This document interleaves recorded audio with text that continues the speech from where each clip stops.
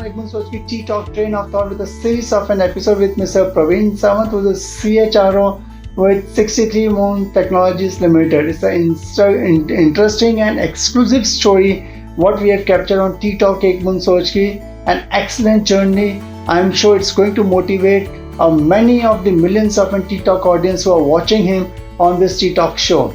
Sir, welcome again to this Talk Moons Technologies. Now, in fact, when we talk in terms of HR, and they're the biggest challenges which are there, how to cope up with those kind of challenges. First is about engaging the workforce.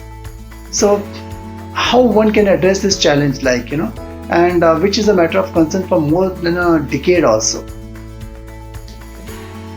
I think the real engagement starts when you feel and make them believe that you are one of them.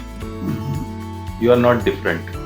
There is a tag that HR professional carries that I am HR, stay away from me, beware of me. I don't think that really works in a longer term. When you understand their issues, when you try to redress their issues, at the same point of there are management concerns.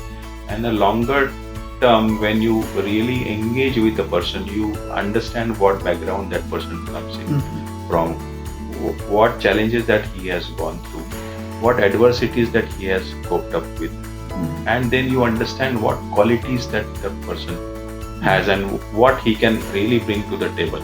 So there are multiple people that you really try to support, and with your support they overcome those challenges, and the word spreads that Pravin has helped me for my issues. Correct. And then somebody else. So I always have an open door policy, thanks to Dr. Dwivedi.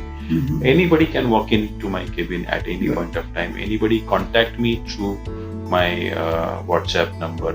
So I never have given a whiff of air to others that I am a boss and you really cannot talk to me. So that is something which is a real engagement to me. When you understand people issues, you resolve those issues at then and their point of time. And possibly there are a number of engagement avenues that I have taken up, right from cross-cultural talks to skip level meetings to focus group discussion to a specific group discussion other than my event calendar. We do a lot of events across the year. Thankfully I have a very good team to support, and with that efficient team I run those programs, and that engagement has reaped many benefits to the organization. Good. I think this open door policy works I think in most of an organization. It will be good, if there's open door policy and it really they can engage in the workforce in a much better way. And also one of the challenge which normally when we talk about the post-19 is attracting the talent to an enterprise. So what are the challenges which you face in attracting the best of and challenges? Apart from the compensation, how you can where you can bring some sense of belonging amongst an employee You see, today's talent is very smart. They will not only demand a salary, but they will also go through your posts on social media. They will also go through ratings of the organization on various platforms. Glassdoor is one which is, and we realize that Glassdoor ratings helps us to build the company image, the corporate image. We have a very good handle on YouTube. We have Instagram handle. So whatever events that we do, whatever programs that we do, we showcase those programs on those channels.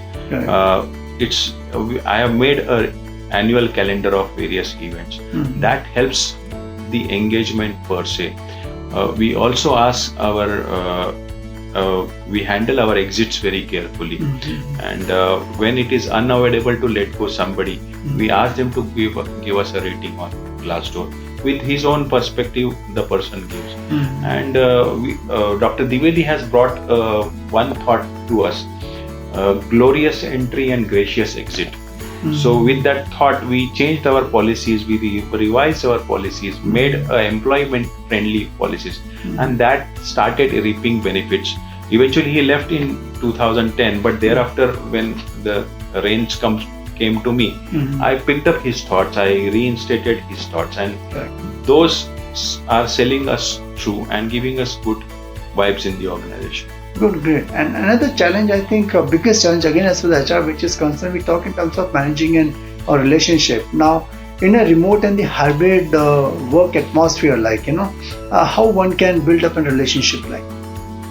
I am here for 18 years, so you can very well understand how deeper my relationship would be.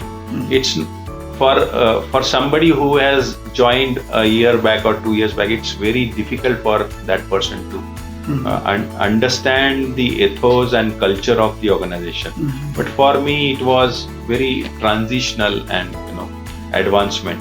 So having understood the work mechanism, having understood the challenges the organization is going through, the type of leaders that I have worked with, many of them have been recruited by me.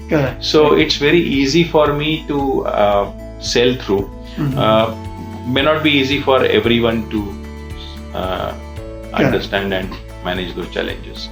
Correct. And again, I think many of the experts who are listening to you on this ttalk, Boond Soch, like when we talk in terms of, there's another challenge in terms of training and development, like, more we talk in terms of a rapid upskilling and reskilling is becoming a norm, like, in a new economy. So how to identify that the solution to this kind of a problem in training and development, like?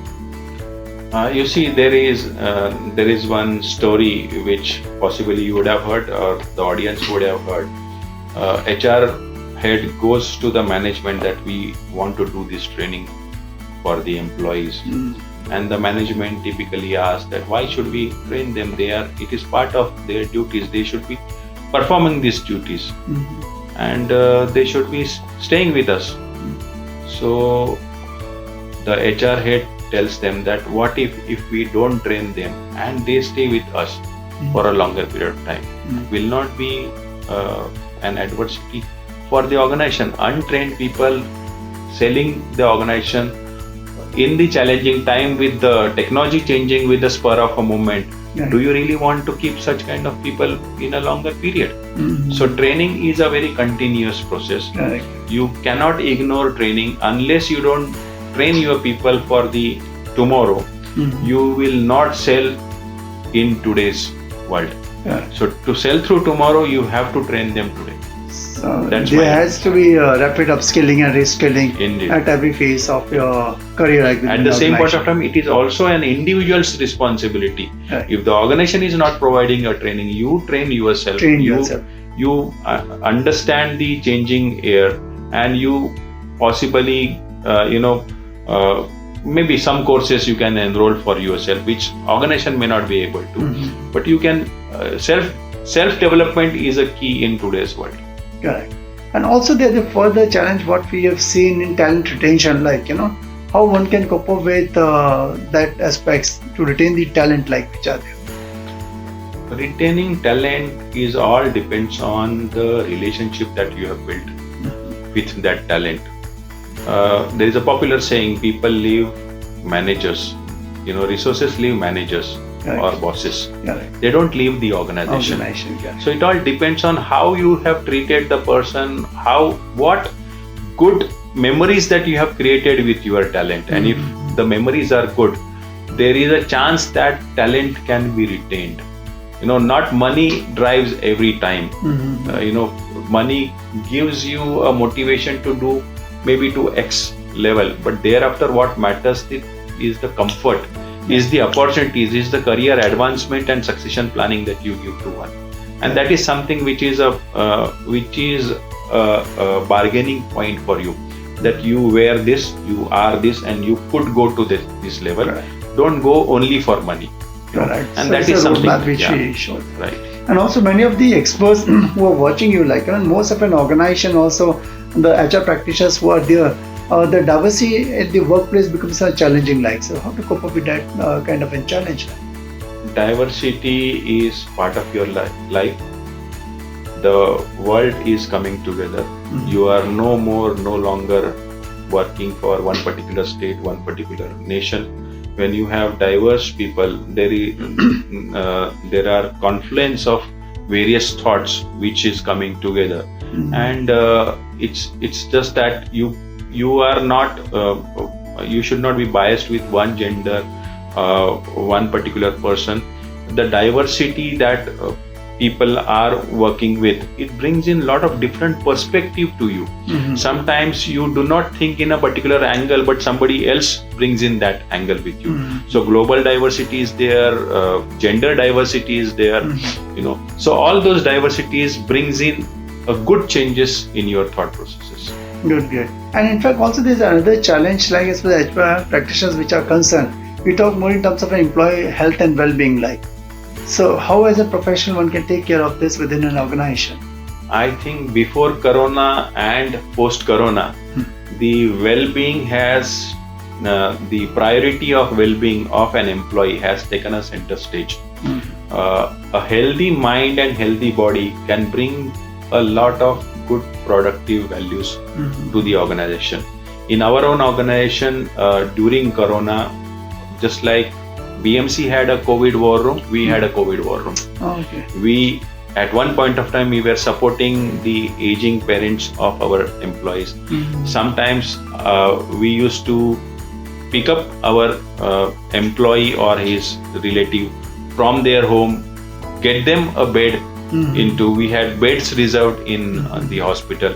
We had oxygen machines in our organization. We used to carry oxygen machines, deliver, so that is something which has brought the organization together.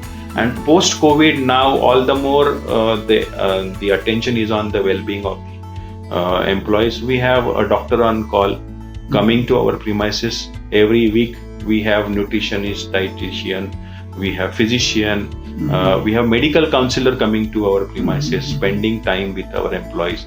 So that's a dedicated focus that we have given on the well-being. Good. I think no doubt, with your experience and staying in this organization for more than 18 years and the kind of an relationship what you've built with the employees, I'm sure it's that's the reason I think Mr. Pravin Sawant, people they respect a lot in this particular profession. And thanks a lot for our target audience. You have thrown various light in terms of the biggest challenges which are faced by the HR fraternity in terms of engaging the workforce, attracting the talent to enterprise, and also in terms of managing the relationship and training and development, talent retention, diversity in workplace, and employee health and well-being.